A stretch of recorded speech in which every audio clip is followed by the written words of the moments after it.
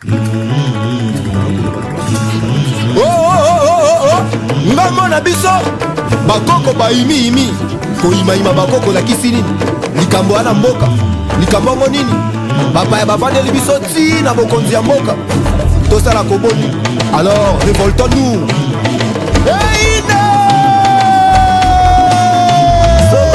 Eina nango moto ebela nango makila etanga nango mpona etumba ya mboka balobi elu ezwa eboma ye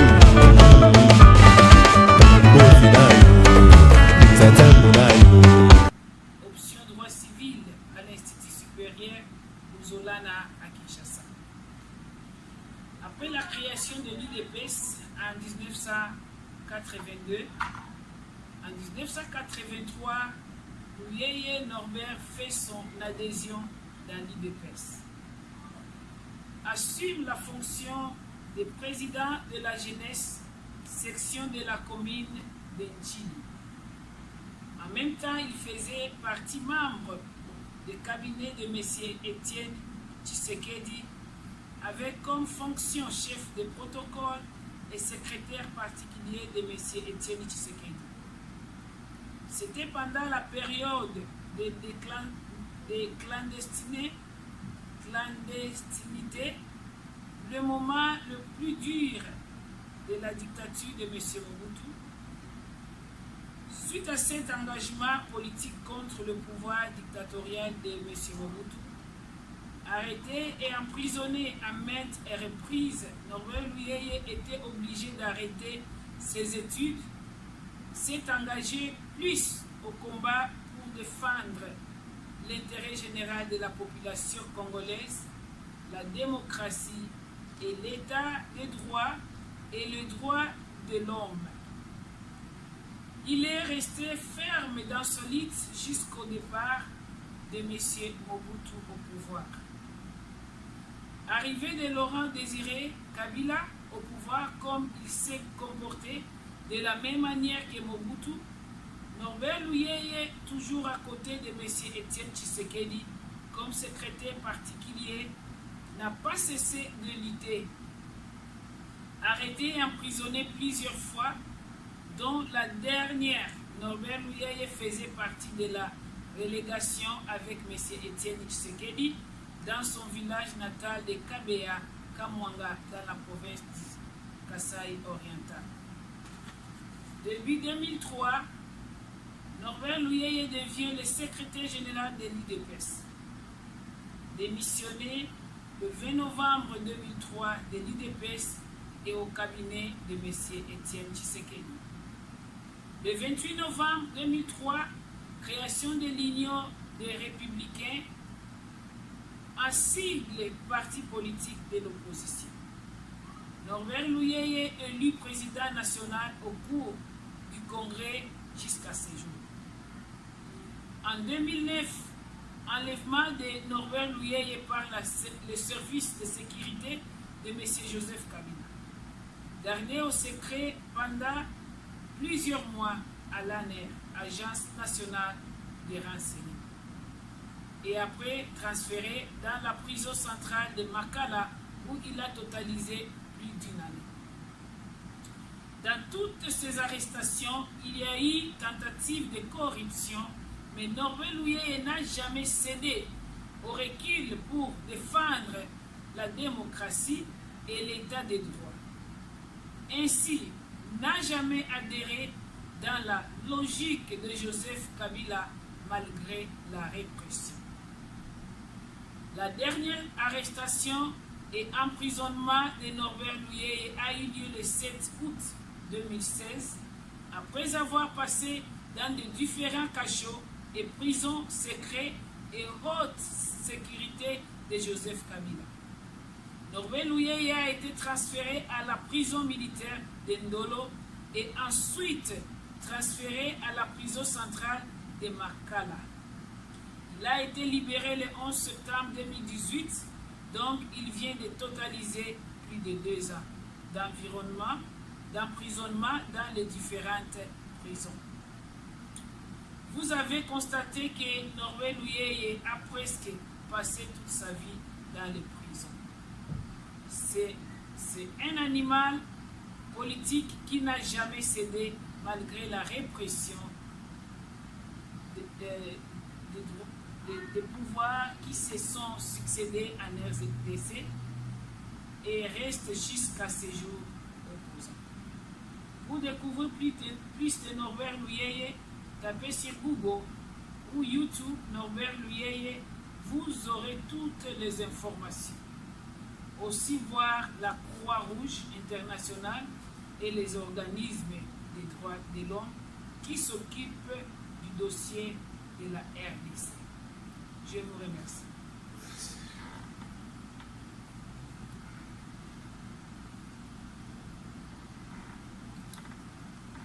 Merci beaucoup.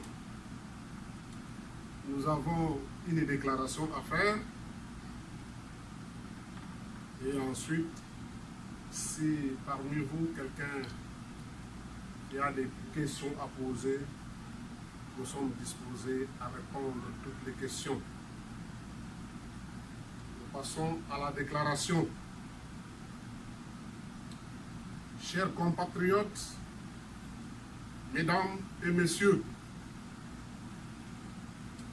ma présence ici aux États-Unis est due à deux raisons. La première, c'est pour le contrôle médical. En effet, beaucoup parmi vous étaient au courant de ce qui s'est passé autour de moi avec certains de mes compagnons de lutte.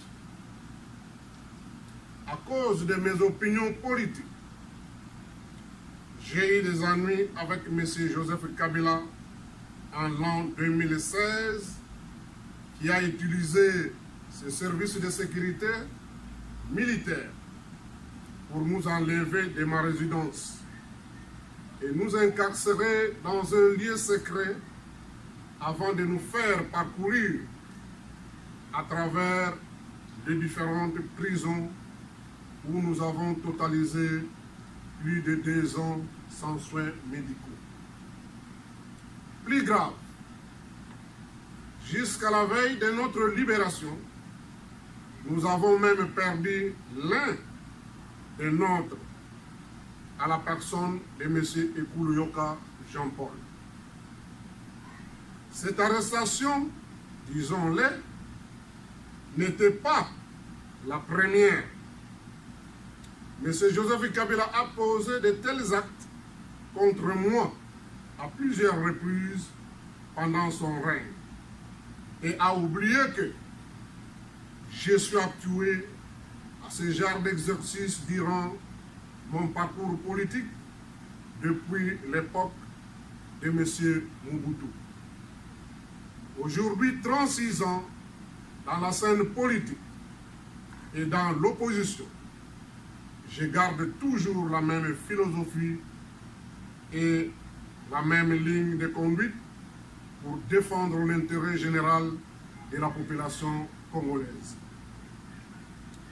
La deuxième raison de ma présence ici, en tant qu'acteur politique et opposant, vu le climat politique actuel de mon pays, il était nécessaire de prendre des contacts avec les autorités américaines ainsi que les amis de la République démocratique du Congo, afin de leur faire voir et leur expliquer la situation réelle de la crise politique et sécuritaire actuelle de la République démocratique du Congo et les solliciter pour qu'ils nous viennent en aide dans la sortie de cette crise.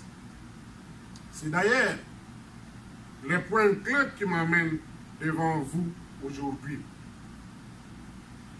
C'est ce qui explique que je ne suis pas venu faire du tourisme comme les autres, mais j'ai un message important à transmettre et je suis à la recherche de la solution aux problèmes de mon pays.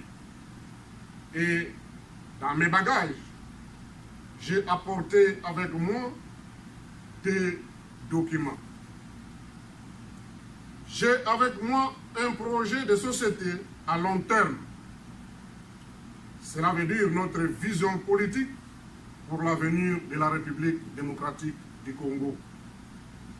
Et nous allons présenter à l'opinion nationale et internationale pour les élections à venir que nous souhaitons libres, apaisées, démocratiques et transparentes. J'ai également avec moi un document à court terme, c'est-à-dire un plan d'urgence de la paix en vue de sortir de la crise politique et sécuritaire en République démocratique du Congo liée aux élections du 30 décembre 2018. C'est ce document qui nous réunit dans cette salle sur lequel nous allons mettre l'accent et dont nous allons parler plus au cours de nos interventions dans l'état de la situation actuelle de la République démocratique du Congo, dans laquelle la communauté internationale est impliquée. Comme d'ici haut, il faut retenir qu'il existe bel et bien un conflit politique et sécuritaire en République démocratique du Congo.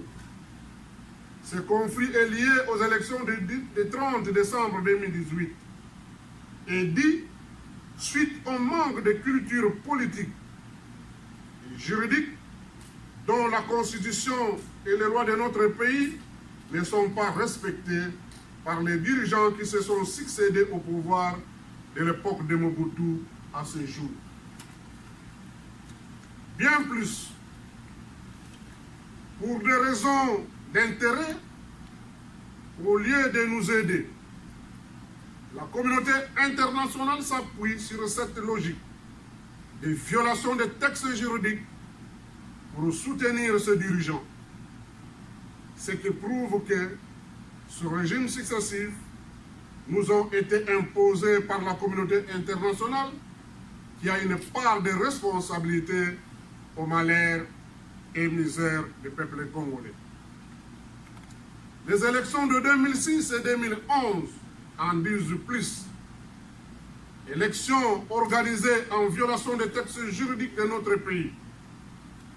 Joseph Kabila n'a pas gagné ces élections, mais la communauté internationale nous a imposé de reconnaître Joseph Kabila comme président de la République.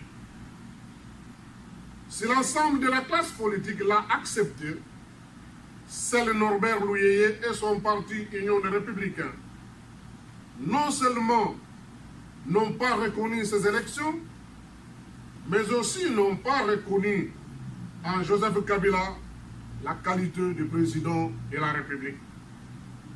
Tout compte fait, sans oublier dans quelles circonstances Joseph Kabila s'est retrouvé au sommet de l'État.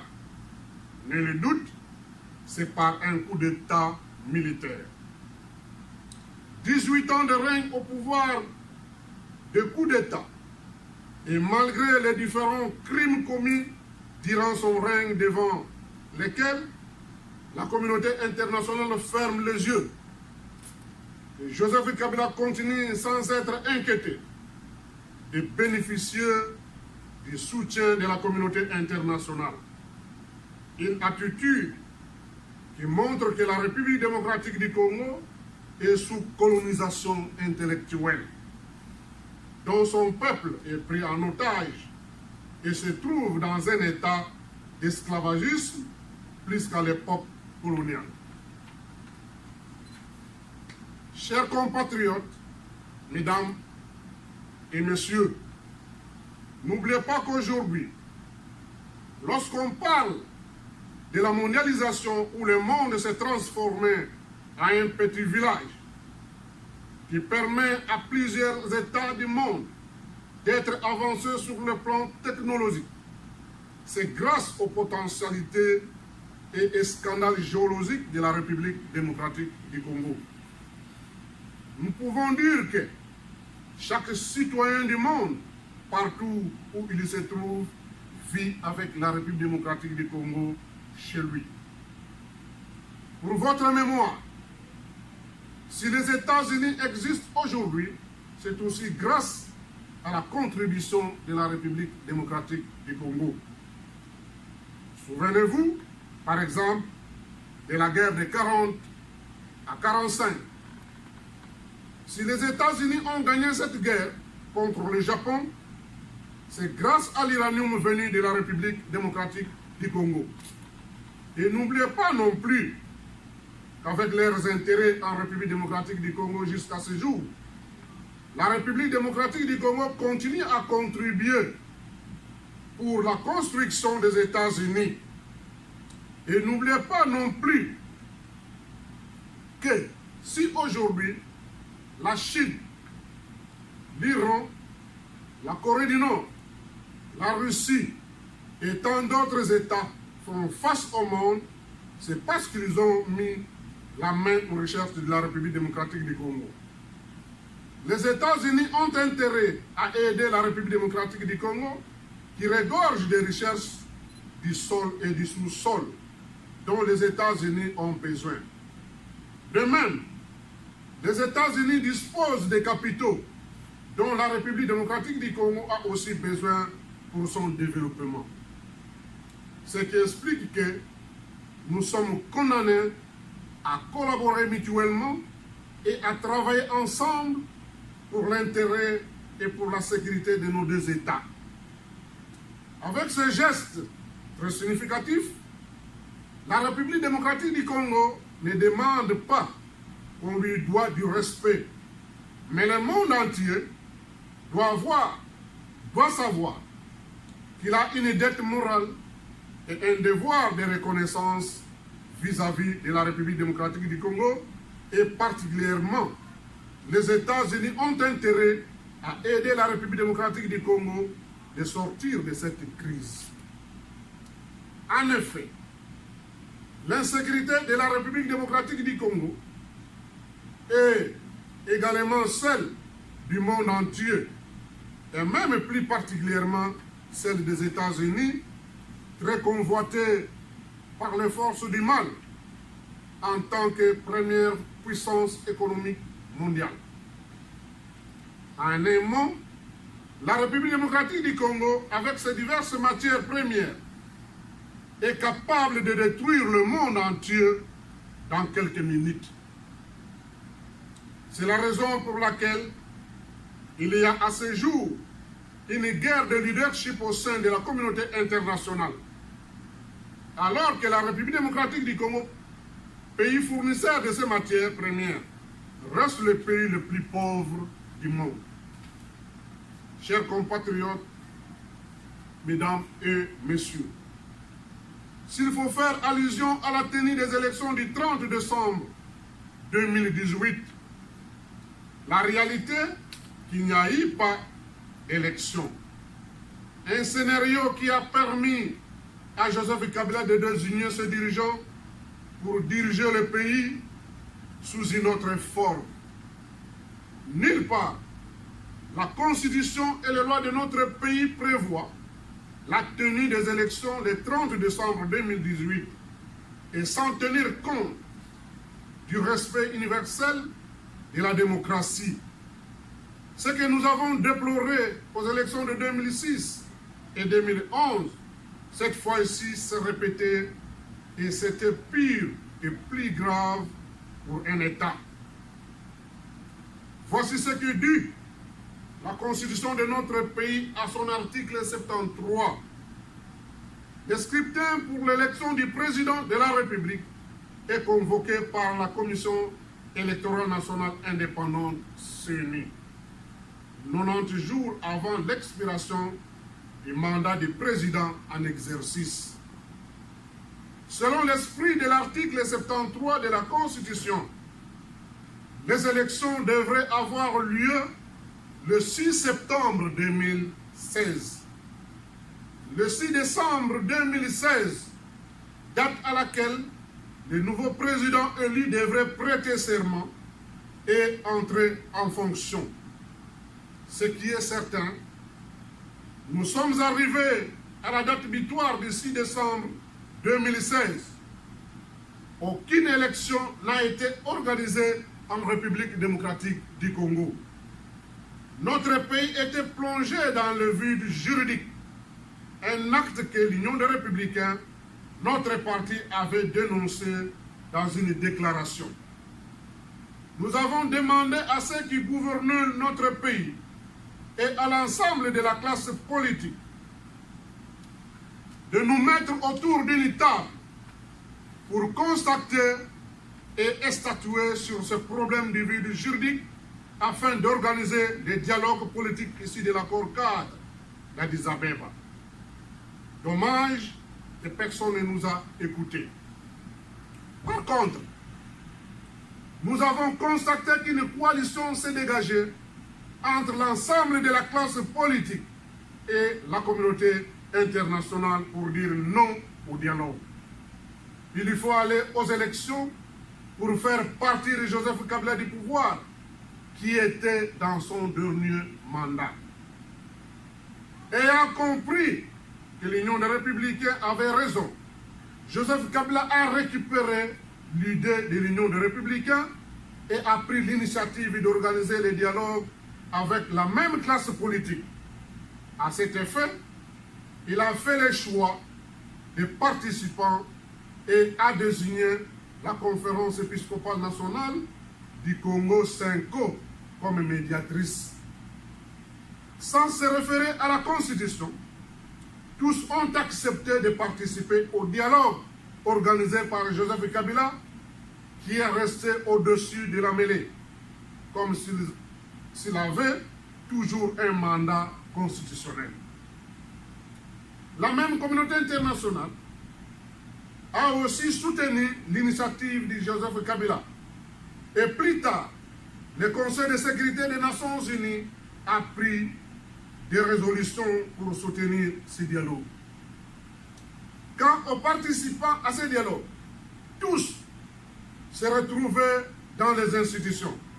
Et c'était une solidarité institutionnelle qui, après le dialogue, ils se sont accordés un mandat supplémentaire de 2 ans. Et ce mandat est arrivé de nouveau à terme le 31 décembre 2017. Selon l'accord de la CENCO, aucune élection n'a été organisée autour de cette date. Notre pays est plongé de nouveau dans le vide juridique. Au lieu de constater et de statuer sur le problème du vide juridique, l'ensemble de la classe politique et la communauté internationale, tous, dans l'unanimité, demandaient à Joseph Kabila, qui n'avait plus le pouvoir ni mandat constitutionnel, d'organiser les élections.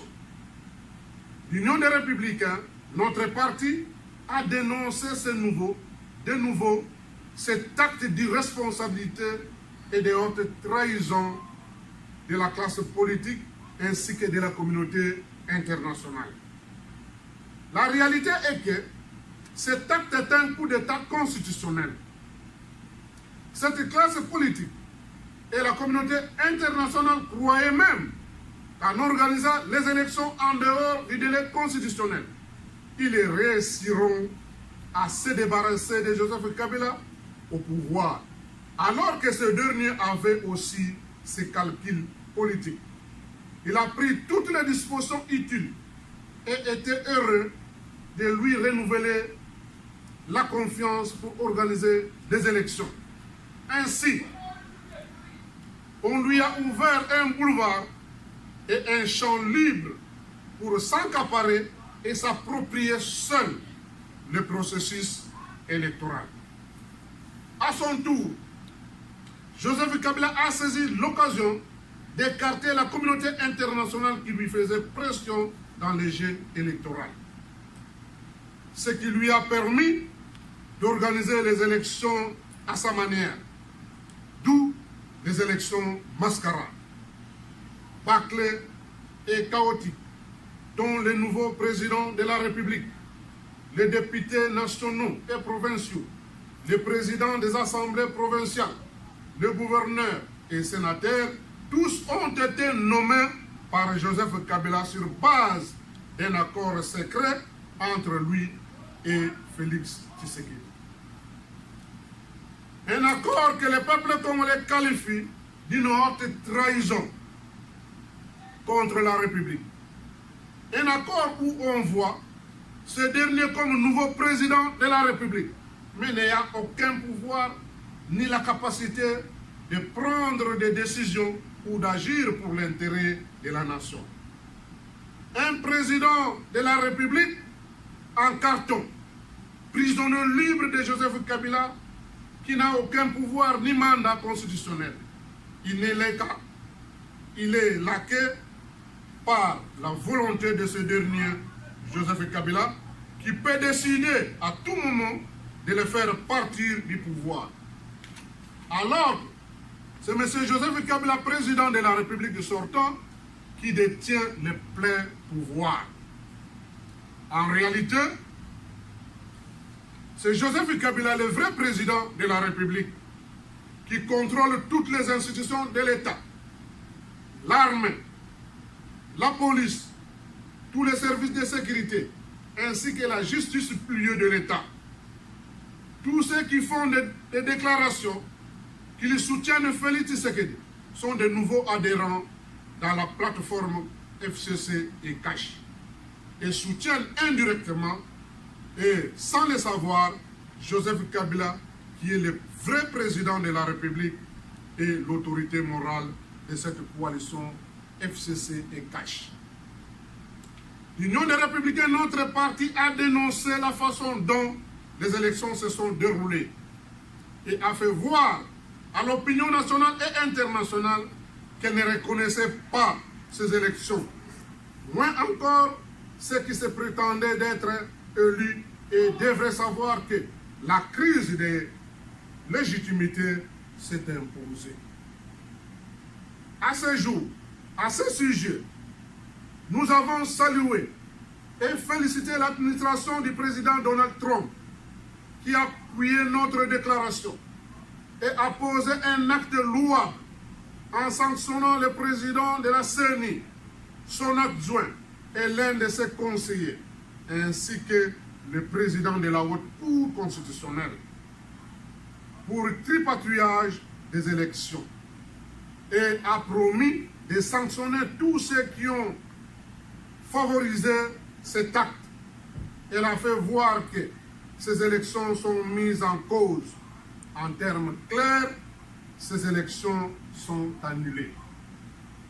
Ainsi, l'administration Trump a aussi posé des conditions à celui qui prétend être président de la République de se débarrasser de Joseph Kabila, de mettre en place de nouvelles institutions ici de dialogue politique avec un gouvernement d'union nationale. C'est à travers cet acte qu'il va convaincre la communauté internationale de croire en lui, qu'il est réellement président de la République élu et il aura le soutien des États-Unis. Promesse faite, mais toujours pas réalisée jusqu'à présent. Il n'a posé aucun acte qui prouve qu'il a été élu.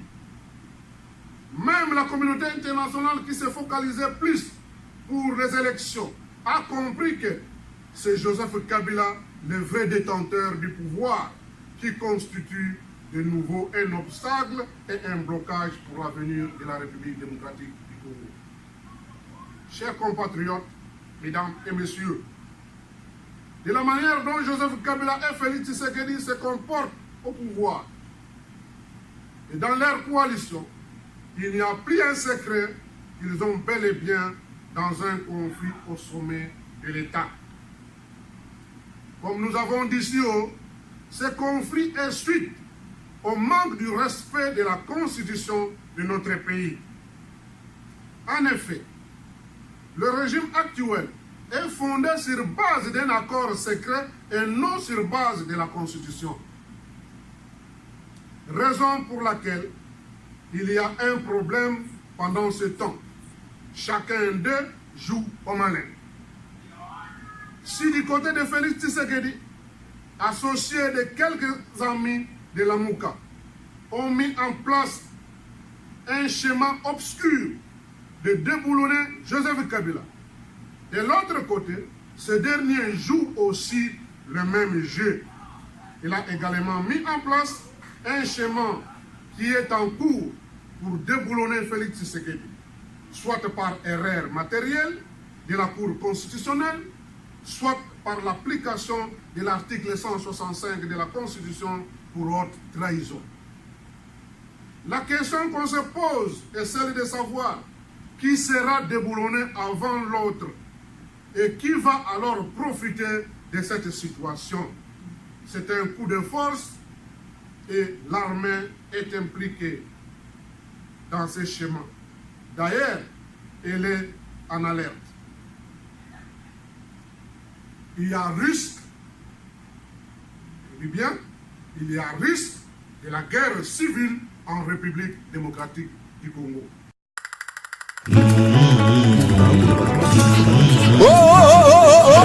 Ngambo na biso bakoko baimi koima bakoko lakisi nini likambo wana mboka likambo ngo nini bapaya bavandeli biso ti na bokonzi ya mboka tosala koboni. Alors révoltons-nous.